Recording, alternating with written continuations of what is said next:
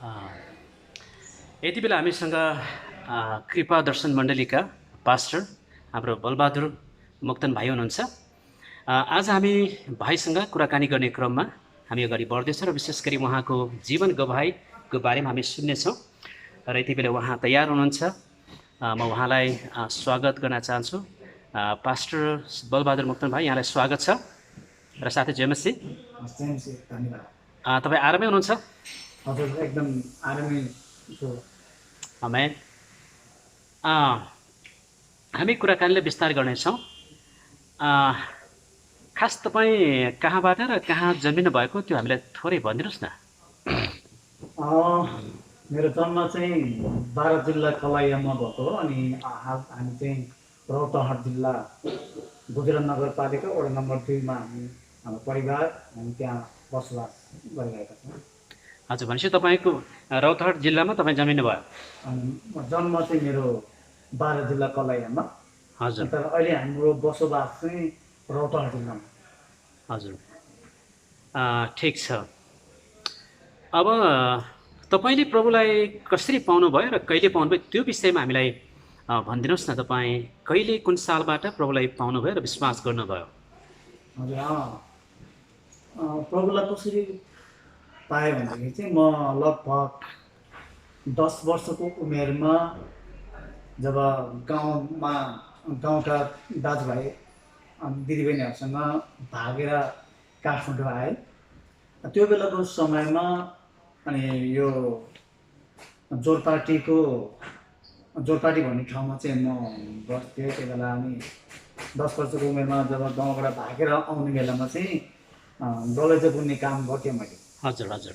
अनि त्यो बेला त्यो बालकालमा लगभग 10 वर्षको उमेरमा मेरो मनमा कता कता त्यो छटपटीहरू चाहिँ हुन्थ्यो। अनि म त्यो छटपटी हुँदाखेरि के हो, म यो सानो उमेरमा यत्रो दुःख गरिरहेको छु, किन यस्तो भयो होला भनेर गर्दैखेरि लगभग अनि म त्यो गर्दा गर्दा समयको अन्तरालमा 14 वर्षको उमेरमा यो ललितपुरको सानो गाउँ भन्ने ठाउँमा चाहिँ अचानक हामी त्यो काम गरिरहेको थियो गलाँचो फ्याक्ट्रीमा। हजुर। अनि त्यो बेलाको समयमा 2 जना दिदीहरू चाहिँ आउनुभयो। अनि आएर उहाँले चाहिँ नि सानो सानो यस्तो पुस्तिकाहरू चाहिँ हामीबाट हामीलाई सुनाउनु भयो। अनि के होला भनेर भन्यो। अनि उहाँले चाहिँ त्यो बेला मैले येशू ख्रिस्टको बारेमा हो भनेर उहाँले भन्नुभयो। हजुर। अनि जब उहाँहरू जानुभयो अनि मसँगै काम गर्ने दाइहरूले विरोध गर्न थाल्यो। उहाँ गइसकेपछि मैले के भने नि के कुरामा विरोध गर्न थाल्यो भने उहाँहरूले चाहिँ मलाई के भन्नुभयो भने उहाँहरूले चाहिँ यस्तो शब्दले विरोध गर्नुभयो, यो विदेशी धर्म प्रचार गर्न आउने मान्छेहरू किन आएको होला भनेर भन्यो। हजुर। अनि मेरो मनमा चाहिँ कता कता त्यस्तो कुरा भएपछि अनि उहाँहरूले सुनाएको त्यो 1-2वटा शब्दहरू चाहिँ मलाई याद छ। अनि उहाँले विरोध गरेको चाहिँ मैले के भन्नु त्यो दाइहरूलाई, विरोध यदि कुरा गर्ने नै हो, विरोध गर्ने हो भने त अघि त्यो दिदीहरूकै अगाडि भन्नुपर्थ्यो, अहिले पछाडि किन यस्तो कुरा गरेको भनेर भने मैले। अनि उहाँले त्यो दाइहरूले के भन्नु, चुल्लापछि बच्चा भएर कराउँछस् भन्ने कुरा गरेको। अनि त्यो बेलाको समयमा मलाई एउटा कुरा चाहिँ याद के थियो भनेदेखि येशू ख्रिस्ट भनेको चाहिँ हामी सबैलाई शान्ति मुक्ति दिने प्रभु हुनुहुन्छ भन्ने कुरा चाहिँ मेरो दिमागमा जहिले पनि गुन्जिरहन्थ्यो। अनि त्यो बेलाको समयमा मैले अनि कस्तो होला त येशू ख्रिस्ट भनेर मैले चाहिँ मानिसको रूपमा अनि त्यो चाहिँ तपाईँले उहाँहरूबाट सुनिसकेपछि तपाईँको मनमा त्यस्तो लाग्यो के कसो? हजुर हजुर हजुर। अनि त्यो बेलाको समयमा मैले के सोचेँ भने कस्तो होला त येशू ख्रिस्ट भनेको, हामी जस्तै मान्छे त होला नि भनेर मैले चाहिँ त्यो के अरे मागेर हिँड्ने त्यो जोगीहरू जस्तो ढसेर हिँड्छ नि यस्तो। हजुर। अनि आश्रमतिर बस्ने त्यो बाबाहरू जस्तो होला, मन्दिरतिर बस्ने बाबाहरू जस्तो होला भन्ने सोच्यो। मैले अनि उहाँलाई खोज्दै जाँदाखेरि मैले कहीँ पनि पाएन। अनि म एक समयमा अनि लगभग त्यसको केही समय 1 वर्ष कि 2 वर्षपछि चाहिँ मैले कपनमा त्यस्तै जाडो महिनाको समय हो। अनि साँझ परिसकेको थियो, रात भइसकेको थियो। अनि त्यो चौरमा चाहिँ 50-60 जनाभन्दा बढ्ता मानिसहरू चाहिँ झ्याली मादलहरू बजाएर हातहरू माथि उचालेर गीत गाइरहेको रहेछ। अहँ, अनि मैले एकजना दिदीलाई सोधेँ। अनि सोध्नुभन्दा अगाडि चाहिँ मेरो मनमा चाहिँ एक प्रकारको आनन्द आयो क्या। हजुर, त्यो आनन्द चाहिँ के होला अनि मैले त्यो सुन्दा सुन्दा आनन्द आयो। अनि मैले एकजना दिदीलाई सोधेँ, दिदी यो के हो, कस्तो मजाले गीतहरू गाइरहनु भयो तपाईँले, मादल पनि बजाएको छ, झ्याली पनि बजाएको छ भने, बाबु यो चाहिँ हामी चाहिँ क्रिस्चियनहरू हौँ। अनि हामी चाहिँ ख्रिस्ट येशूलाई विश्वास गर्ने मानिसहरू। अनि किनभने उहाँलाई हामी पुज्ने मानिसहरू भन्यो। अनि मैले उहाँ त्यो दिदीलाई के भने, एउटा जवाब के भने, मैले प्रश्न गरेँ, मैले के भने नि, दिदी मैले यही येशू ख्रिस्टलाई चाहिँ 2-3 वर्ष अगाडि मैले खोज्दै हिँडेको थिएँ। अनि कहीँ पनि पाएन। अनि कहाँ उहाँलाई चाहिँ कहाँ भेट्छ त भनेर भन्दाखेरि उहाँले के भन्नु भने, शनिबार जोरपाटीमा आउनुहोस्, त्यहाँ अरब ब्याङ्क भन्ने ठाउँ छ भाइ, त्यहाँ आउनुहोस् भनेर भन्नुभयो। अनि मैले के भने, अनि उहाँलाई भेट्छौँ मैले भेट्छु त भने भेट्छु। मैले के भने, मलाई ठाउँ थाहा छैन, मलाई चाहिँ तपाईँले अहिले नै लानु न भन्दाखेरि त्यो दिदीले मान्नु भएन। त्यहाँबाट मैले चाहिँ मैले त्यो ठाउँ थाहा पाएन। अनि अचानक मैले लगभग 2056 सालमा किर्तिपुरमा काम गरिरहेको थिएँ। दिउँसोको समय दुईजना दाइहरू आउनुभयो। अनि उहाँहरू पनि 2जना दाइहरूले चाहिँ त्यही सुसमाचारहरू सुनाएको छन्। मैले भने के हो दाइ यो भनेर भने, यो चाहिँ येशू ख्रिस्टको बारेमा हो भाइ भने। मैले अचानक उहाँलाई सोधिहालेँ कि यो येशू ख्रिस्टलाई त मैले 2-4 वर्ष अगाडि नै खोज्दै हिँडेँ, त्यही येशू ख्रिस्टलाई हो क्या, त्यही येशू ख्रिस्ट हो क्या भनेर, हो भाइ। मैले उहाँलाई भेट्न मिल्छ भनेर भन्दाखेरि मिल्छ भाइ, मजाले मिल्छ। अनि मैले के गर्नुपर्छ त भनेर भन्नु, तपाईँले चाहिँ येशू ख्रिस्टलाई विश्वास गर्नुपर्छ। कस्तो खालको विश्वास भने, अनि उहाँ तपाईँले चाहिँ, अनि हामी भन्छौँ र तपाईँले चाहिँ पछाडि भन्नुपर्छ भनेर भनेपछि ल भन्यो। मैले त्यति नै खेर चाहिँ ख्रिस्ट येशूलाई विश्वास गरेँ। हजुर, भनेपछि यो कति सालमा थियो? 56 सालमा? हजुर, 56 सालमा तपाईँले किर्तिपुरमा हजुर, प्रभुलाई ग्रहण गर्नुभयो है। भनेपछि तपाईँलाई त्यति बेला प्रभुलाई विश्वास गर्ने क्रममा त्यसभन्दा अघि तपाईँलाई कुनै धर्म कर्ममा तपाईँको आफ्नो व्यक्तिगत कुनै चासो थियो कि त्योभन्दा अघि, अथवा तपाईँलाई धर्म कर्मको बारेमा केही पनि थाहा थिएन के कसो, त्यो विषयमा थोरै बताइदिनुहोस् न। धर्म कर्मको बारेमा चाहिँ बुवा आमाको कारणले गर्दा अब एउटा तामाङ जाति भएपछि बुद्धिस्ट धर्म मान्ने मानिस तामाङहरू चाहिँ, मेरो बुवा आमा चाहिँ बुद्धिस्ट धर्ममा आबद्ध हुनुहुन्थ्यो। तर मलाई चाहिँ त्यस्तो धर्म कर्ममा विश्वास लाग्दैन थियो। यो चाहिँ नचाहिने कुरा हो। यदि सही प्रकारको धर्म कर्म गऱ्यो भने त म 10 वर्षको उमेरमा चाहिँ किन तपाईँको आउनु पर्थ्यो, ईश्वर केही पनि छैन भन्ने एउटा नास्तिक विचारको मान्छे चाहिँ हो म त्यो बेलाको समयमा। हजुर, अनि मैले त्यति चासो चाहिँ लिएन धर्म कर्म। हजुर, भनेपछि तपाईँले बाल्यकालदेखि नै धर्म कर्मको बारेमा खासै चासो थिएन, त्यति थाहा पनि थिएन है। ठिक छ, यति बेला तपाईँको निकै मिठो निकै आशिषमय गवाई सुन्दैछ हामी यति बेला। र साथै कफी तपाईँ पिँदै गर्नुहोस् न। तपाईँ यति मिठो गवाई बोल्दै हुनुहुन्छ होइन, खुसीका साथ तपाईँ कफी पनि पिउनुहोस्।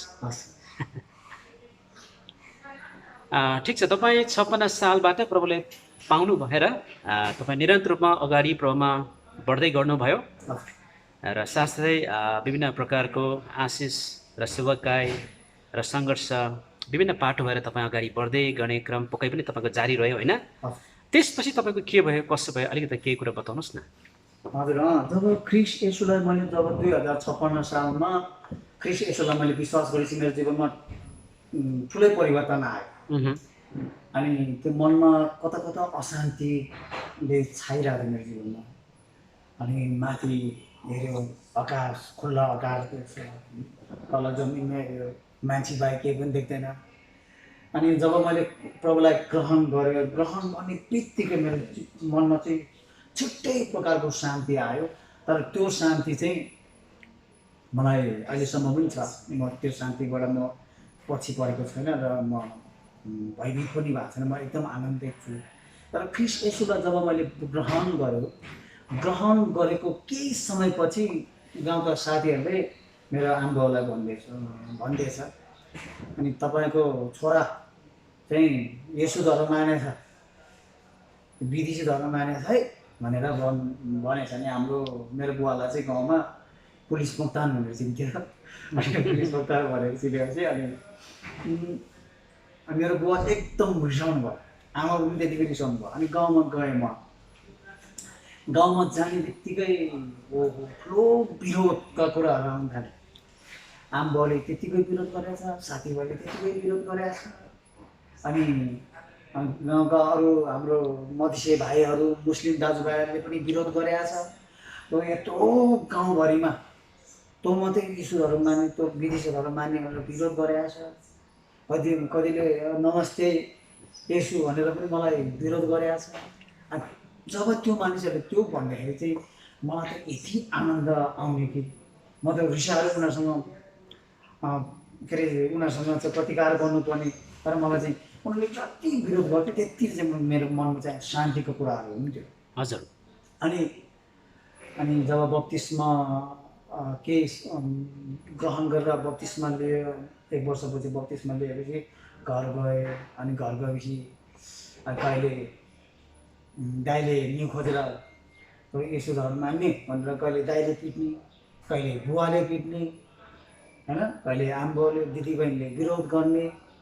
अनि एकचोटि चाहिँ मलाई बुवाले त्यस्तै कुरा गर्दा गर्दा त्यो येशू धर्म मान्छस् कि छोड्छस् कि तँलाई मारौँ भनेर बुवाले मलाई एकचोटि बन्चरो प्रहार पनि गरेको थियो टाउकोमा।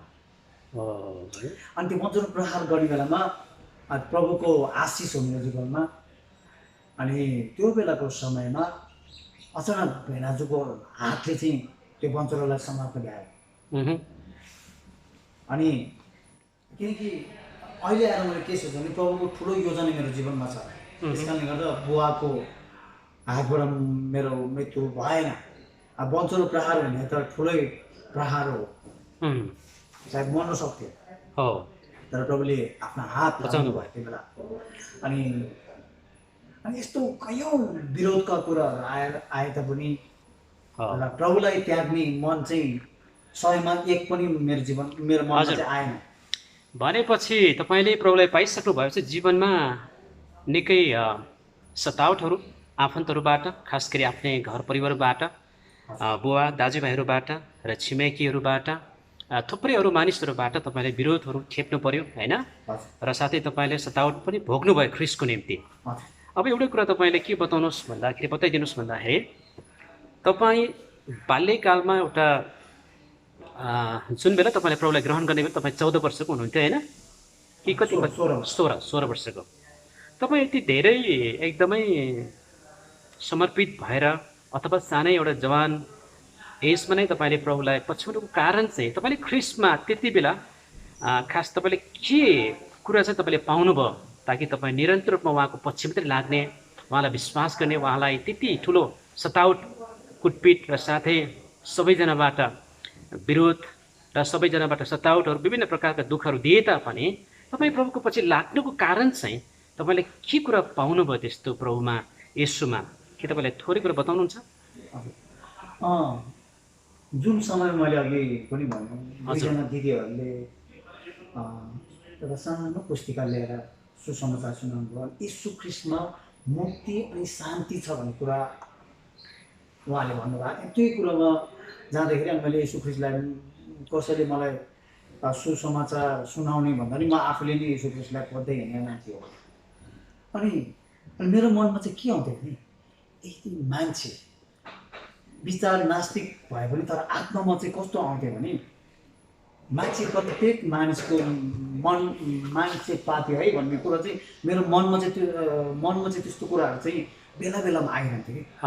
अनि येशू ख्रिस्टलाई विश्वास गर्ने बित्तिकै पाप क्षमा हुन्छ भन्ने कुरा चाहिँ मेरो मनमा आउँथ्यो। यो चाहिँ अहिले आएर बुझ्दै चाहिँ परमेश्वरको देन हो मेरो जीवनमा चाहिँ, उहाँले दिनुभएको प्रकाश हो मेरो, उहाँको योजना। त्यस कारणले गर्दाखेरि चाहिँ मैले अ, यसोमा विश्वास गर्ने बित्तिकै मुक्ति र शान्ति पाउँछ भन्ने कुरा थाहा पाएको कारणले गर्दा नि म जतिसुकै सतावट पाए पनि मैले प्रभुलाई पछि हजुर। उहाँको पछि हिँडेँ र जस्तोसुकै सतावट आए पनि मैले त्याग्ने विचार चाहिँ कहिले पनि आएन। भनेपछि तपाईँले यसो ख्रिस्टमा विश्वास गरिसकेपछि तपाईँले अनन्त जीवन, मुक्ति, नयाँ जीवन तपाईँले पाउनुभयो र त्यसकै कारणले तपाईँ निरन्तर रूपमा प्रभुमा विश्वास गर्ने क्रम तपाईँले जारी राख्नुभयो, उहाँलाई पछ्याइराख्नुभयो, होइन? निश्चय पनि परमेश्वरको योजना अपारको छ। प्रभुको योजना भएकै कारणले गर्दा तपाईँलाई परमेश्वरले त्यो अवस्थाबाट बचाउनु भयो र साथै परमेश्वर तपाईँलाई निरन्तर रूपमा डोरिराख्नु भएको छ र ती ठुलो सतावटहरू आफन्तहरूबाट, छिमेकीहरूबाट विभिन्न प्रकारले आरोपहरू, विरोधहरू आए तापनि तपाईँ पछि पर्नु भएन। त्यसैबाट पुष्टि हुन्छ कि तपाईँ प्रभुको पछि लाग्नुको कारण चाहिँ तपाईँले सत्य कुरा बुझेर, सत्य कुरा थाहा पाएर नै तपाईँ यीशुको पछि लाग्नुभयो, होइन? अब त्यसपछि तपाईँ सेवकाईमा अहिले तपाईँ जसरी पास्टरको रूपमा सेवकाई गरिराख्नु भएको छ। तपाईँ स्वयं त निकै पास्टर, आदरणीय पास्टर रूपमा देखिरहनु भएको छ। त्यसमा कुनै दुई मत छैन, होइन? निकै ह्यान्डसम देखिरहनु भएको छ, मुस्कान पनि उत्तिकै छ। भनेपछि अब तपाईँ सेवकाईमा चाहिँ कहिले र कसरी लाग्नुभयो यो पनि यसो बताइदिनुहोस् न। सेवकाई चाहिँ 2060 सालमा मलाई बाइबल स्कुल पढ्ने इच्छा जाग्यो। त्यो बेलाको समयमा मलाई चाहिँ बाइबल कलेज गयो भने एकदम ठुलो दिन नै हुन्छ होला भन्ने मेरो मनमा आयो। अनि त्यो बेलाको समयमा बाइबल कलेज जानुभन्दा पहिलाको कुरा चाहिँ सबैलाई म यो अवगत गर्न चाहन्छु। अनि म चाहिँ स्कुल चाहिँ कहिले पनि म गएन, पढ्नु पनि पाएन मैले। कहिले पनि, पहिले पनि? हजुर, किनकि मैले स्कुलको अनुहार चाहिँ देखेँ, तर त्यहाँभित्र गएर सिक्ने काम संसारको त्यो शिक्षकबाट चाहिँ मैले यस्तो शिक्षाहरू प्राप्त गरेन। अनि जब बाइबल स्कुल गएँ म त्यहाँ 2 वर्षको लागि पढ्न गएको थिएँ, तर म लगभग 2 महिनामै भन्दा म त्यहाँ टेक्न सकिनँ एउटा कुरा पढाइको कारणले गर्दा। तर त्यो बेलाको समयमा प्रभुले मलाई एउटा दर्शन दिनुभयो। हबकुकको 2 अध्यायबाट एउटा दर्शन देखाउनु भयो। यो कति सालको कुरो थियो तपाईँ बाइबल स्कुल जाने? 2060 साल। 60 सालको? हजुर, 2060 सालमा। अनि जब त्यो दर्शन प्राप्त भएपछि त्यहाँ जान त गयो, न पढ्न आउँछ न लेख्न आउँछ। अनि प्रभुसँग एकदम प्रार्थनामा लागिरह्यो। गर्दा गर्दै जाँदाखेरि लगभग 2 महिना बित्दाखेरि प्रभुले मलाई एउटा दर्शन दिनुभयो। त्यो दर्शन मैले जब पाएपछि मलाई प्रभुसँग म खुरुन्दाल लागिरहेको थिएँ, प्रभुसँग रोइरहेको थिएँ, प्रार्थनामा भनिरहेको थिएँ, प्रभु म पढ्न चाहन्छु, तपाईँको बाइबल, तपाईँको वचनहरू म पढ्न चाहन्छु भनेपछि दर्शन लगातार मैले भोलि या पर्सि पढ्दाखेरि मलाई अलिअलि पढ्नलाई, उच्चारण गर्न, त्यो बाइबलको त्यो शब्दहरू पढ्नलाई आयो मलाई। तर मान्छेले अहिले भन्दाखेरि अचम्म लाग्ला, त्यो वास्तविक कुरो चाहिँ यो हो। भनेपछि मैले तपाईँलाई यहाँ थोरै रोक्न चाहेँ। भनेपछि तपाईँको जीवनमा प्रारम्भिक शिक्षा अथवा तपाईँ स्कुल कहिले पनि नजानु भएको व्यक्ति प्रभुलाई पाइसक्नु भएपछि मात्रै तपाईँले बाइबल पढ्ने सुरुवात गर्नुभयो। भनेपछि तपाईँलाई पढाइ नभएकै कारणले पनि सुरुकालमा बाइबल पढ्नका लागि, कतिपय कुराहरू बुझ्नका लागि तपाईँलाई पक्कै पनि गाह्रो भयो, होइन? भनेपछि तपाईँ बाइबल स्कुलमा जानुभयो, त्यसपछि तपाईँ पढ्दै जाँदाखेरि तपाईँलाई पढ्नका लागि निकै गाह्रो भएको हुनाले तपाईँ त्यहाँ पनि निकै गाह्रो भयो, होइन? त्यसपछि के भयो र कसरी तपाईँ अगाडि बढ्नुभयो त? अनि त्यहाँबाट जब जुन दर्शन मैले पाएपछि बाइबल अलिअलि पढ्दै गएँ। त्यहाँबाट मैले बाइबल पढ्नु त आएँ, तर त्यहाँ विभिन्न कुरा घोक्नुपर्नेदेखि लिएर लेख्नुपर्ने कुरादेखि लिएर नसकेपछि म त्यहाँबाट निस्केर आएँ। भनेपछि तपाईँ हजुर निस्केर आएँ। त्यहाँबाट 2061 सालमा मेरो विवाह भयो। हजुर। विवाह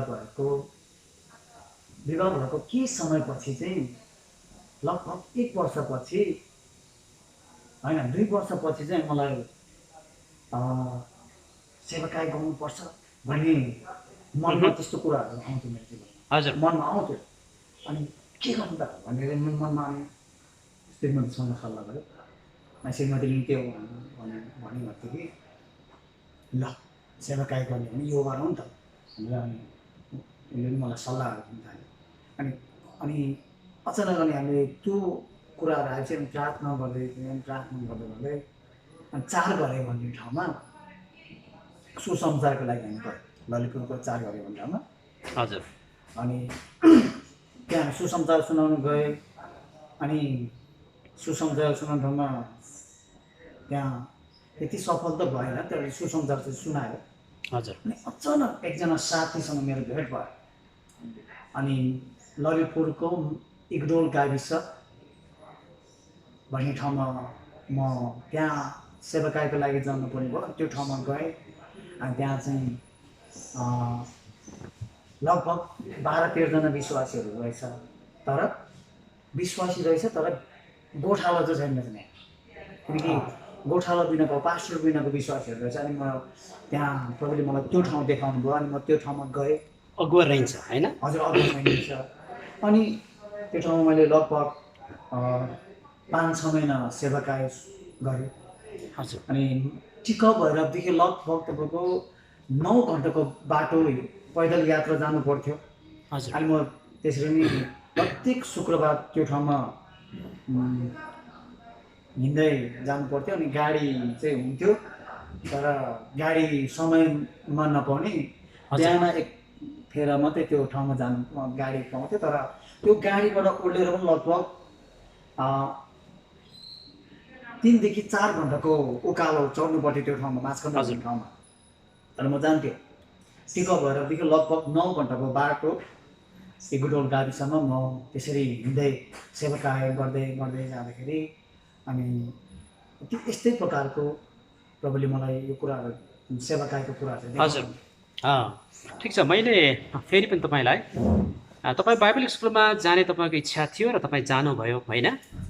तर तपाईँ पढाइ नभएको कारणले गर्दा लेखपढ गर्न नसक्ने भएको कारणले गर्दा नै तपाईँ बाइबल स्कुलबाट बाहिरिनु भयो होइन? निस्किनु भयो। तपाईँको इच्छा हुँदै पनि तपाईँले लेखपढ गर्न सक्नु भएन होइन? त्यसपछि तपाईँ बाइबल स्कुलबाट बाहिरिसकेपछि चाहिँ तपाईँको विवाह भयो होइन? विवाह भएपछि तपाईँले सेवाकै सुरुवात गर्नुभयो। अनि त्यसपछि तपाईँको मण्डलीको सुरुवात तपाईँले कसरी कहाँबाट गर्नुभयो? त्यही अघि तपाईँले भन्दै गर्नुभएको मानिसहरू झुन्डहरूबाट अथवा 9 घन्टा लामो यात्रा गरेर तपाईँ सुसमाचारको लागि जानुभयो होइन? तर तपाईँमा शिक्षा दीक्षा पढाइ, एउटा प्रारम्भिक शिक्षा पढाइ, स्कुलको पढाइ नभए तापनि तपाईँलाई सेवाकै गर्नु मन लाग्ने, ख्रिस्टको बारेमा प्रचार गर्नु मन लाग्ने, ख्रिस्टको गवाई साथी दिन मन लाग्ने जुन तपाईँभित्र एउटा दम थियो, जुन एउटा बोझको रूपमा हामी एउटा हृदय, एउटा बलवानको रूपमा पनि लिन सक्छौँ, त्यो चाहिँ तपाईँमा सुरुदेखि नै रहेछ भन्ने कुरा हामी थाहा गर्न सक्छौँ। के लाग्छ तपाईँलाई? त्यसकै कारणले गर्दा तपाईँ जे जस्तो भए तापनि तपाईँ सेवाकाईमा निरन्तर रूपमा लाग्ने, तपाईँलाई भित्रबाट प्रेरणा शक्ति तपाईँले पाउनुभएको हो त? हजुर, मैले जसरी ख्रिस्ट येशूलाई मैले पाएँ त्यसरी नै भड्केका आत्माहरूले पनि ख्रिस्टलाई पाउनुपर्छ भन्ने मनमा जहिले पनि मेरो त्यस्तो कुराहरू प्रभुले मलाई हालिरहनु हुन्थ्यो। अनि मेरो मनमा बारम्बार त्यस्तो कुराहरू आउँथ्यो। अनि एउटा कुरा चाहिँ कस्तो रहेछ भनेदेखि सेवाकाई गर्दाखेरि विभिन्न उत्ताप चढावहरू पनि आउँछन्, विभिन्न दुःख सुखका कुराहरू पनि आउँछन्। तर सेवाकाई भनेको चाहिँ यस्तो खालको सेवाकाई हो जसरी ख्रिस्ट येशूले गर्नुभयो। अनि त्यही प्रेरणा आज हाम्रो जीवनमा पनि उहाँले त्यो राख्नु भएको छ। अनि मलाई त्यस्तो के लाग्थ्यो भने यी मानिसहरू बाँच्नुपर्छ भन्ने कुराहरू हुन्थ्यो। अनि सेवाकाई त्यही भएर पनि सेवाकाईको दौडाइमा तपाईँ हिँड्दै जाँदाखेरि मेरो मनमा चाहिँ त्यो कुराहरू आइरहन्थ्यो।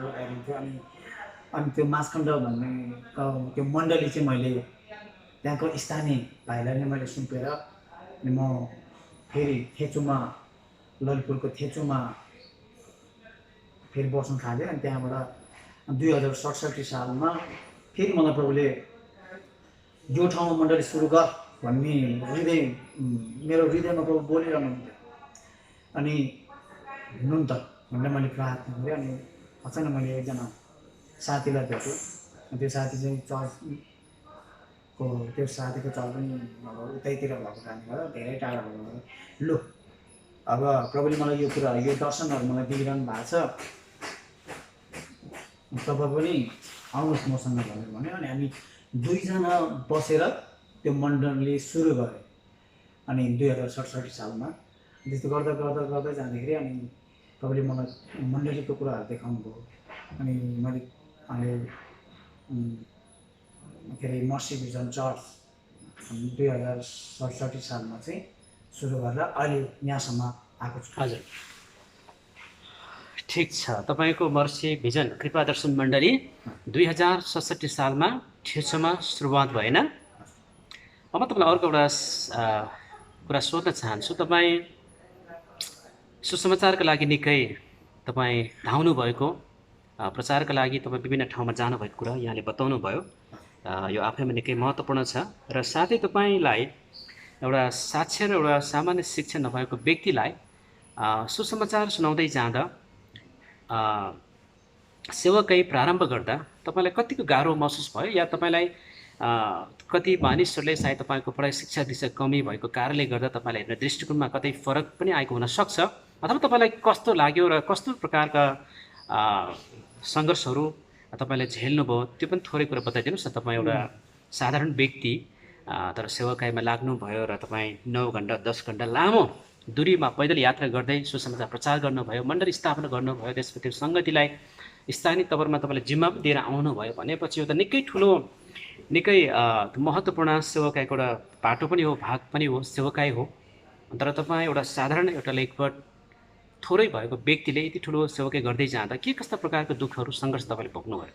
हजुर, अब दुःख सङ्घर्ष त हुँदो रहेछ, विशेष गरेर सुसमाचार सुनाउने व्यक्तिहरूलाई। सुसमाचार सुनाउने पनि होस् या अब स्थानीय रूपमा सेवाकाई गर्ने पास्टरलाई पनि त्यो दुःख त हुन्छ नि।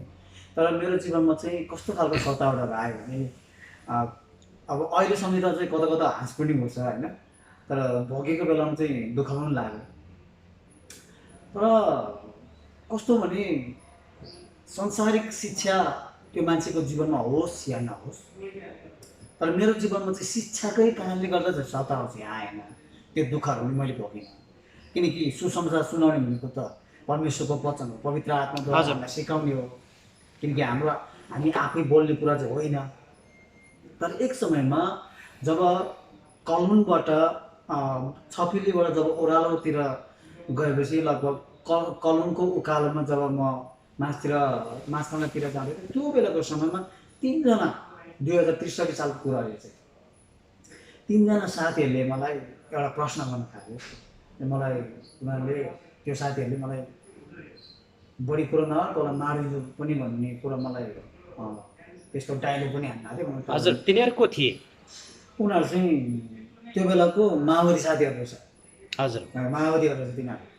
अनि मलाई भन्यो, अनि तपाईँ कहाँ जानु भएको सर यताउता घुम्दै जानु मन चाहिँ भने म चाहिँ माथि मासखण्ड जान लागेँ। किन सर भनेर भन्नुभयो उहाँले। अनि म चाहिँ क्रिस्चियन हुँ, अनि म चाहिँ यहाँ सेवाकाईको लागि अनि भोलि हाम्रो सेवा सङ्गति हुन्छ अनि म त्यहाँ जाने लागि आएको भनेर भन्यो। ए भनेपछि तपाईँ त हालेलुया गर्नु पाउनु भएको छ होइन? हजुर, म हालेलुया गर्नु किनकि म यीशु ख्रीष्टको छोरा हुँ अनि उहाँको प्रशंसा गर्न मेरो कर्तव्य हो भन्ने कुरा गर्दै गएपछि अनि मलाई विभिन्न प्रश्नहरू गर्न थाल्यो। उनीहरूले कहिले अमेरिकन साम्राज्यवादी के भन्दो रहेछ, के शब्दहरू प्रयोग गर्दो रहेछ, यो अमेरिकाको धर्म यहाँ प्रचार गर्ने भन्ने कुराहरू गर्दो रहेछ। मैले त्यसकै जवाबहरू दिँदै गएपछि अन्तिममा मेरो जवाब उनीहरूले दिन नसकेर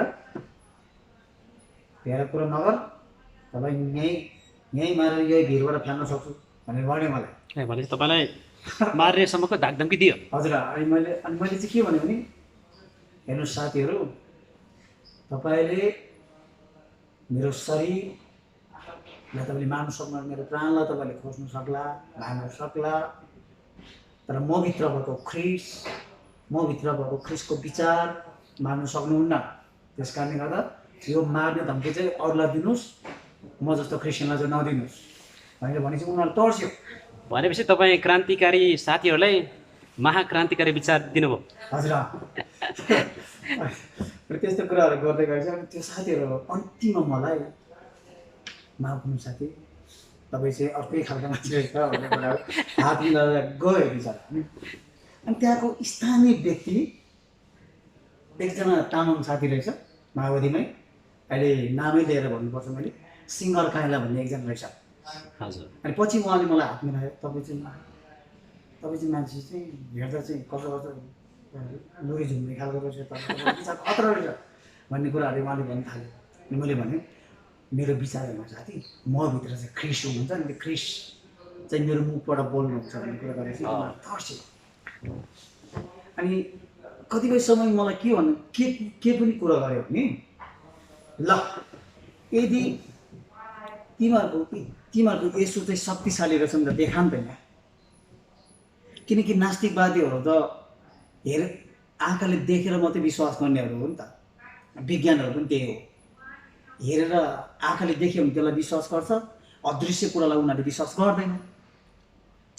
अनि मैले अनि मलाई प्रभुले कता कताबाट एउटा शब्द मेरो हृदयमा हाल्नुभयो, यो अहिले भन्नै पर्छ मैले यो कुरा। मलाई भन्यो। अनि त्यहाँबाट जसरी 2063 साल फागुन 1 गते जसरी प्रचण्ड सार्वजनिक रूपमा खुल्ला मञ्चमा देखा परे नि, एक दिन ख्रिस येशू यो सारा संसारले देख्ने गरेर आउनुहुन्छ। अनि त्यो बेला तपाईँले देख्नुहुन्छ, फेरि आउनुहुनेछ भन्नु। फेरि आउनुहुन्छ अनि तपाईँले देख्नुहुन्छ। नभए अहिले देखाउँ त 10 वर्ष जब युद्धमा प्रचण्डको अनुहार कसैले देख्यो? देखेन। तर जुन दिन उसको अनुहार देख्नुपर्ने थियो त्यो बेला देख्यो, सारा संसारले, सारा नेपालीले देखे। अनि येशू ख्रिस्ट पनि एक दिन हामी सबैले देख्ने गरेर एक दिन आउनुहुन्छ र तपाईँको आँखाले पनि देख्नुहोस् भनेपछि तिनीहरू तर्स्यो त्यो बेला। यो मान्छे हुँदैन सेवा अनि त्यस्तो कुराहरू पनि खाने। अनि त्यही बेलाको सेवाकाईमा जब मलाई त्यही माझखण्डमै सेवाकाई गर्ने बेलामा बिहारबाट माझखण्डको माथि बिहारमा एउटा 2 तलको बिहार बनाएको छ त्यहाँबाट मलाई खबर आयो तिमीहरूको चर्चको पास्टरलाई चाहिँ भोलि ठिक 12 बजे हाम्रो बिहारमा हामीले खबर गरेछ, तपाईँ आउनु होला जसै भए पनि भनेर भन्यो मलाई। यसो प्रार्थना गरेँ, प्रभुसँग प्रार्थना गरेँ। अनि प्रभुसँग प्रार्थना गर्दाखेरि म गएँ, प्रार्थना गरेर चाहिँ गएपछि अनि प्रश्नको यत्रो लिस्ट नै बनाएको छ उनीहरूले, यति लामै लिस्ट रहेछ। त्यो प्रश्नको मैले जवाबहरू दिन थालेँ, दिँदै गइसकेपछि दिएँ। त्यो प्रश्नको जवाब दिएपछि अनि मलाई फेरि उहाँले हुनु नि त पास्टरज्यू, हाम्रो आजको यो हाम्रो भिचो साथीहरूलाई तपाईँले केही न केही कुरा भन्नु पर्यो भनेर भन्यो मलाई। बिहारभित्रको कुरा, यो बाहिरको कुरा होइन, यो कुरा चाहिँ वास्तविक हो। अनि म गएँ। अनि मलाई यत्रो त्यहाँ माइक पनि छ। अनि बिहार चाहिँ एकदम ठुलो माथि डाँडामा भएको कारणले गर्दाखेरि अनि बिहारको चारैतिर चाहिँ यत्रो माइकहरू राखेको छ। अनि त्यो माइक जब त्यो माइकबाट बोलेपछि सानो चिल्ला यता प्युटारसम्म कता सुन्ने सम्मको हाइटमा थियो त्यो। अनि मैले प्रचार गर्न थालेँ। मैले के भने यति नै मैले प्रचार गरेँ, ख्रिस्ट येशू कस्तो हुनुहुन्छ भनेर। मैले यूहन्ना 3:16 मैले प्रचार गरेँ। अनि त्यहाँको गाउँका मानिसहरूले, त्यहाँका स्थानीयहरूले होइन के हो आज त बिहारमा त जहिले पनि बुद्धको कुरा सुन्दा आज त के हो क्रिस्चियनहरूको आवाज पो सुन्दैछ, येशूको बारेमा पो सुन्दैछ भनेर त्यो गाउँको प्रत्येक मान्छे दङ्गा परेर अनि त्यहाँ ठुलो विवाद चल्थ्यो। मलाई पठाउने मनै गरेन तिनीहरूले। अनि मलाई चाहिँ उनीहरूले चाहिँ मेरो हात खुट्टा भाँचेर फ्याल्ने भन्ने विचार प्लान गरेर चाहिँ पहिलादेखि नै। अनि मलाई त्यो कुरा थाहा थिएन। त्यो बिहारमा हजुर। बिहारभित्र बोल्न लाउने अनि के पछि चाहिँ यसलाई पिटेर हात खुट्टा भाँचेरै पठाउनुपर्छ। यो कहाँको मान्छे आएर या हामीलाई यो इस्युको बारेमा सिकाउनु भने त्यस्तो प्लान गरेर आएको छ। तर प्रभुले मलाई त्यति बेला पनि बचाउनु भयो। मैले भने ल साथीहरू म चाहिँ अब गएँ, म यहाँ बस्दिनँ। मेरो किनकि यहाँबाट तपाईँहरूलाई थाहा छ म धोबीघाटमा पुग्नुपर्छ। लगभग 9 घन्टाको बाटो भएर जानुपर्छ भनेपछि बल्ल अनि प्रभुले मलाई त्यो कुराहरूमा उम्किने बाटोहरू चाहिँ देखाउनु भयो। भनेपछि तपाईँको जीवनमा परमेश्वरले अद्भुत कामहरू क्रमश रूपमा गरिराख्नु भएको थियो र रहेछ र अहिले पनि जारी छ। त्यति बेला तपाईँ एउटा साधारण व्यक्तिको जीवनमा परमेश्वरले असाधारण विचार, उहाँको अद्भुत विचार, उहाँको अद्भुत शक्ति, उहाँको अद्भुत ज्ञान र आत्माले तपाईँलाई चलाइराख्नु भएको रहेछ भन्ने कुरा पनि पुष्टि हुन्छ, होइन? किनकि तपाईँको आफ्नो बल बुद्धिले ज्ञानले मात्र त्यो काम त्यो सेवा तपाईँले गर्नुभएको होइन भन्ने कुरा पनि बुझ्न गाह्रो नहोला। अनि र साथै तपाईँले भनेपछि तपाईँले त्यो बिहारमा एउटा बौद्ध मार्गीहरूको एउटा मन्दिरमा बिहारमा पनि तपाईँले प्रचार गर्नुभयो। अनि तपाईँलाई त्यहाँ धेरै प्रश्नहरू पनि सोधे। अनि एक हिसाबले तपाईँ डाक्टर बाबुराम भट्टराई जस्तो हुनुभएको रहेछ। भनेपछि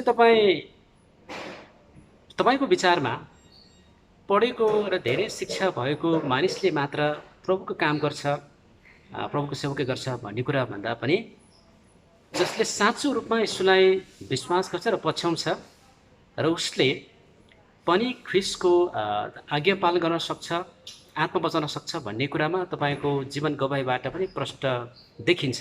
यो साँचो होइन त? हजुर, किनभने यो बाइबलमा पनि स्पष्ट छ। किनकि उहाँले संसारमा कामै नलाग्नेहरूलाई उहाँले उठाउनु भएको छ। बाइबलमा त्यो कुरा छ, कामै नलाग्ने, संसारले फ्याँकेकाहरू, संसारले ठुलो भनेर बढालेकाहरूलाई नै परमेश्वरले उठाउनु भएको छ।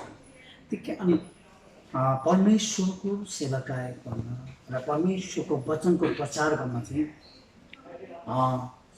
शिक्षाले होइन, पवित्र आत्माको अगुवाईमा र पवित्र आत्माको ज्ञानमा हुनुपर्छ भन्ने चाहिँ मेरो भनाइ। शिक्षा सँगसँगै शिक्षा पनि चाहिन्छ, तर शिक्षा सँगसँगै परमेश्वरको अलौकिक शक्ति भनेको पवित्र आत्माको शक्तिद्वारा हामी चलाएको हुनुपर्छ र पवित्र आत्मामाथि विश्वास गर्ने व्यक्ति हुनुपर्छ भन्ने कुरा तपाईँको विश्वास हो। यो एकदमै जायज पनि हो है।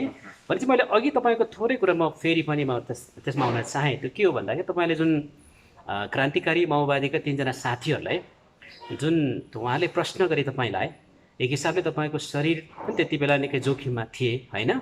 किनकि त्यति बेला अब युद्धकालको समयमा मार्ने र हत्या गर्ने त एकदम सामान्य थियो। तर तपाईँलाई तिनीहरूले प्रश्न गर्दै गर्दा तपाईँले आफ्नो जुन किसिमको एउटा उत्तर दिनुभयो त्यसमा निकै दम छ अनि निकै महत्त्वपूर्ण उत्तर तपाईँले दिनुभयो। जसरी क्रान्तिकारीहरू, माओवादी भनेको क्रान्तिकारी हो, राजनीतिक क्रान्तिकारीहरू होइन, कम्युनिस्टहरू, समयवादमा विश्वास गर्नेहरू। तर तपाईँले चाहिँ क्रान्तिकारीहरूको पनि महाक्रान्तिकारी येशूको विचार तपाईँले व्यक्त गर्नुभयो।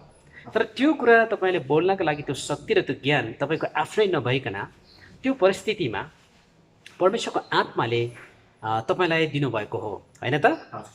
जसको कारणले गर्दाखेरि ती साथीहरूले जस तपाईँको कुरा सुनेपछि उहाँहरू एक हिसाबले त्योभन्दा बढी बोल्न चाहेनन्, होइन त? भनेपछि तपाईँले त्यो कुरा बोल्नकै लागि त्यो मन चाहिँ निश्चय पनि प्रभुबाट आएको जस्तो लाग्छ कि तपाईँको दिमागको कुरा जस्तो लाग्छ? त्यति बेला तपाईँले मेरो दिमागबाट त्यस्तो कुरा कसरी आउँदैन? त्यो परमेश्वरबाटै छैन। एउटा मान्छेको दिमागबाट त्यति रहस्यको कुरा आउन सक्दैन। पवित्र आत्माको प्रेरणाद्वारै आएको हो त्यो शब्दहरू चाहिँ। किनकि त्यत्रो ठुलो शब्द चाहिँ संसारमा 1-2 जना डक्टरलाई गरेकोहरूले पनि त्यो भनेको गर्ला कि भन्ने कुरा हो। नभए त्यो भनेको परमेश्वरको आत्माले तपाईँलाई त्यो बेला दिनुभएको वचन अथवा त्यो बेला दिनुभएको कुरा, होइन? एउटा अगुवाई भनौँ परिस्थिति अनुसारको, तर तपाईँ आफ्नै ज्ञान बुद्धिले बोलेको त्यो होइन पक्कै पनि, होइन? किनकि तपाईँ सुसमाचारको लागि तपाईँ जाँदै हुनुहुन्थ्यो। अब अर्को कुरा चाहिँ म तपाईँलाई के प्रश्न गर्न चाहन्छु भन्दाखेरि आज धेरैजना theology गरेका अथवा पढेका व्यक्तिहरू हुनुहुन्छ, उहाँले आफ्नो ठाउँमा सेवाकै राम्रो गरिराख्नु भएको छ। यो आवश्यक पनि छ। धर्मशास्त्री अथवा ईश्वरशास्त्री ज्ञान लिनु सिक्नु एकदम महत्त्वपूर्ण कुरा हो। तर कतिजना तपाईँको जस्तै एउटा प्रारम्भिक शिक्षा समेत नभएका अगुवा साथीहरू अथवा सेवाकै गर्न चाहने तर शिक्षा नभएकाहरू व्यक्तिहरू हुनुहुन्छ। अनि कतिपय पास्टर अथवा अगुवा व्यक्तिहरू पनि शिक्षाको कमीले गर्दा बेला बेलामा निराश हुने पनि गर्छन्, किनकि म जान्दिनँ, मसँग यस्तो ज्ञान छ जस्तो मलाई लागेर होला सायद। तपाईँ उहाँहरूलाई के भन्न चाहनुहुन्छ तपाईँको आफ्नो अनुभवबाट, कि तपाईँ त्यो उहाँहरूको लागि तपाईँ के भनिदिनुहुन्छ? हजुर म चाहिँ उहाँलाई के भन्न चाहन्छु भने विशेष गरेर बाइबलमा हामी हेर्छौँ भनेदेखि बाहनाको आत्माहरू चाहिँ धेरै आउँछन् मान्छेको जीवनमा। मोसाले पनि बाहना गरेको थियो, म बोल्नै जान्दिनँ, म लाटो छु। अनि एर्मियाले पनि त्यही भनेको थियो। तर वास्तवमा यदि तपाईँ आत्माबाट जो नपढेका व्यक्तिहरूलाई म के भन्न चाहन्छु भने यदि तपाईँ पवित्र आत्माको भरपुरीमा तपाईँ गर्नुहुन्छ भने तपाईँ सफल व्यक्ति। तपाईँ संसारको ज्ञानलाई हेऱ्यो भने तपाईँ निराश हुन्छ। तर पवित्र आत्मालाई तपाईँ आफ्नो हतियार बनाएर तपाईँ अगाडि बढ्नुहुन्छ भने तपाईँ सफल व्यक्ति हो। तपाईँ अनपढ होइन, किनकि सिकाउने त परमेश्वर हुनुहुन्छ। परमेश्वरले नै तपाईँलाई सिकाउने त्यो कुरा, पवित्र आत्माबाटै त्यो सबै कुरा सिकाउनु। तर तपाईँ तयारी चाहिँ हुनुपर्छ, इच्छा हुनु पर्यो, इच्छा हुनुपर्छ। तपाईँको इच्छा अनि तयारी भए मात्रै तपाईँ सफल व्यक्ति बन्नुहुन्छ। तर यदि तपाईँ पढेको हुनुहुन्छ, तपाईँ तयारी छैन भने त्यो काम छैन, बाहना हुनसक्छ। हुनसक्छ। त्यस कारणले गर्दा पहिलो कुरो चाहिँ तपाईँ तयारी र तपाईँको इच्छा हुनुपर्छ। अनि पवित्र आत्माले तपाईँलाई अगुवाई गर्ने कुरा छ। अनि कति कुरोलाई यो कुरो नपच्नु सक्ला, तर संसारमा नपढेका परमेश्वरका दासहरूले महान महान काम गरेका भनेपछि तपाईँको जीवनबाट पनि यो कुरा प्रश्न हुन्छ कि शिक्षा दीक्षा नभए तापनि सेवकै गर्ने दर्शन, सेवकै गर्ने योजना रोकिँदैन। हजुर। तर व्यक्ति तयार हुनु पर्यो, सिक्ने हृदय हुनु पर्यो, पवित्र आत्माको शक्ति र पवित्र आत्माबाट सिक्न चाहनु पर्यो, होइन? हजुर, ठिक छ, एकदम राम्रो कुरा तपाईँले गर्नुभयो र तपाईँको जीवन देखेर हामी निकै खुसी पनि छौँ। प्रभुलाई धन्यवाद भन्न चाहन्छौँ। र भनेपछि अहिले तपाईँ स्थानीय मण्डलीमा तपाईँ पास्टरको रूपमा सेवकै गर्दै हुनुहुन्छ, होइन? अनि तपाईँको सेवकाई कस्तो हुँदैछ? सेवकाई एकदम राम्रो छ। प्रभुको इच्छाबाटै भएको कारणले गर्दाखेरि, सायद मेरो आफ्नै इच्छाबाट भएको भए यो असफल भन्थ्यो होला। तर परमेश्वरको इच्छा भएको कारणले गर्दा भएर थिएछु म चाहिँ ती नेवारीहरूको बिचमा प्रभुको काम गरिरहेको छु। परमेश्वरले बिस्तारै बिस्तारै उठाउँदै हुनुहुन्छ, मण्डलीलाई डर बनाउँदै हुनुहुन्छ। अनि प्रभुको इच्छाको कारणले गर्दा नै आज सेवकाई चाहिँ सफल सेवकाई भएको छ। हजुर। अनि तपाईँको भावी योजना, आउने दिनहरूमा तपाईँ के गर्ने योजना भन्नुहुन्छ अहिले? मेरो भावी योजना चाहिँ विशेष गरेर अब भविष्यमा विकट ठाउँहरूमा गएर सुसमाचार सुनाउने। हजुर। अब कतिपय समयमा कति बाधाहरू आउँछन् र म अहिले रुकुम जिल्लामा जाने एकदम ठुलो योजना छ र यो सफल पनि हुन्छ। अनि त्यहाँ 9-10जना मान्छेहरू पनि भेला भइसकेको छ। हजुर। त्यो ठाउँमा गएर चाहिँ मण्डली स्थापना गर्ने ठुलो योजना छ। हजुर। सुर्खेतमा यस्तै सेवकाई, अनि भावी योजना त्यही हो, सेवकाईको नै ठाउँ ठाउँमा गएर सुसमाचार सुनाउने र मण्डली स्थापना गर्ने चाहिँ मेरो योजना। ठिक छ, हामी कार्यक्रमको अन्तिमतिर हामी आइपुगिसकेका छौँ। र यति बेला म तपाईँलाई अर्को एउटा दुईवटा कुरा म सोध्न चाहन्छु। तपाईँ लगभग 67 सालदेखि पास्टरको रूपमा, होइन, सेवकै गर्दै हुनुहुन्छ भने चाहिँ 8-10 वर्षको सेरोफेरोमा तपाईँ पास्टरको रूपमा सेवकै गर्दै हुनुहुन्छ, होइन? थोरै तपाईँले भनिदिनुहोस् न, पास्टरीय जीवन र सेवकाईमा तपाईँलाई कस्तो खालको अनुभव र सङ्घर्ष तपाईँ गर्दै हुनुहुन्छ, र साथै एउटा पास्टर अगुवाले के कुरा चाहिँ सिक्दै जानुपर्ने रहेछ जस्तो तपाईँलाई लाग्छ तपाईँको आफ्नै विचारमा? अब पास्टर भनेको सबै कुरालाई बलिदान दिन सक्नुपर्छ एउटा कुरा। हरेक प्रकारका समस्याहरू आउन सक्छ। उहुँ, ती सबै कुरालाई सामना गर्दै अगाडि बढ्नुपर्छ। अहिले पास्टरले एउटा पास्टर कस्तो हुन्छ भने अब हरेक कुरामा जुत्न सक्नुपर्छ। उम्, कतिपय कतिपय समयमा आर्थिक कुराको अभाव पनि हुनसक्छ। सङ्घर्षशील हुनु पर्यो। हजुर, त्यो पनि त्योसँग नै जुत्न सक्नुपर्ने हुन्छ। अनि कतिपय समयमा समाजबाट पनि सतावटहरू आउन सक्छ। विरोधहरू आउँछन् होइन, अनि विश्वासीहरूबाट पनि गुनासोहरू। गुनासोहरू आउन सक्छ। त्यो हरेक समस्यालाई जुध्यो भने त्यो सफल पास्टर हुन सक्छ। उम्, नभए निराश भएर झोला बोकेर घरतिर कुद्नु बाहेक अरू उपाय हुँदैन। भनेपछि हजुर, भनेपछि धैर्यता र सहनशीलता चाहिँ प्रचुर चाहियो। धैर्यता त एकदमै चाहिन्छ। जस्तो सुकै समस्यालाई जुट्ने व्यक्ति चाहिँ हुनुपर्छ। अनि एउटा पास्टरमा हुनुपर्ने गुण चाहिँ त्यो हो। र मैले मेरो आफ्नो अनुभव चाहिँ त्यही हो। हजुर। र मेरो जीवनमा पनि त्यस्तो कुराहरू धेरै आयो। तर हजुर। मैले चाहिँ मलाई लाग्छ म त्यो कुरामा चाहिँ मैले चाहिँ जितेको जस्तो लाग्छ। उम्, हुन्छ हाम्रो पास्टर बलबहादुरजी, तपाईँलाई धेरै धन्यवाद छ। आज हामीले हाम्रो पास्टर बलबहादुरज्यूको जीवन गवाई र साथै उहाँको सेवकको बारेमा, उहाँको सङ्घर्ष अनुभवको बारेमा हामी सुन्दै थियौँ यति बेला। निश्चय पनि यहाँको गवाईहरू सुनेर यहाँहरूलाई पक्कै पनि हृदयमा प्रश्न र साथै आशिषको महसुस यहाँले गर्नुहुन्छ भन्ने हामी आशा गर्दछौँ।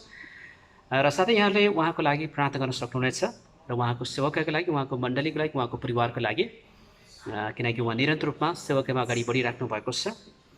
यहाँहरूलाई प्रार्थनाको निवेदन छ, यहाँले उहाँको लागि, उहाँको सेवकको लागि प्रार्थना गर्न सक्नुहुनेछ। र यतिन्जेल हामी उहाँसँग कुराकानी बात गर्दै थियौँ। आजको यो मिठो भेटघाट र साथै छोटो हामी जीवन गवाई बाँड्ने क्रमलाई हामी आजको लागि यतिकै राख्नेछौँ। धेरै धन्यवाद हाम्रो पास्टर बलबहादुरज्यू, तपाईँको समयको लागि र मिठो जीवन गवाईको लागि। अन्तमा तपाईँ केही भन्न चाहनुहुन्छ? धन्यवाद। अनि यो मलाई बोल्नको निम्ति यो समय दिनुभयो च्यानलबाट, अनि बोल्ने मौका दिनुभएको निम्ति हामी परमेश्वर अनि तपाईँलाई धन्यवाद दिन चाहन्छु। हस् हस्, धेरै धन्यवाद हाम्रो बलबहादुर भाइलाई, हाम्रो पास्टरज्यूलाई। प्रभुले यहाँलाई धेरै एकदमै आशीर्वाद दिनुभएको होस् भन्दै यहाँहरू सबैबाट बिदा हुन चाहन्छौँ। सबैलाई जय मसीह, जय मसीह।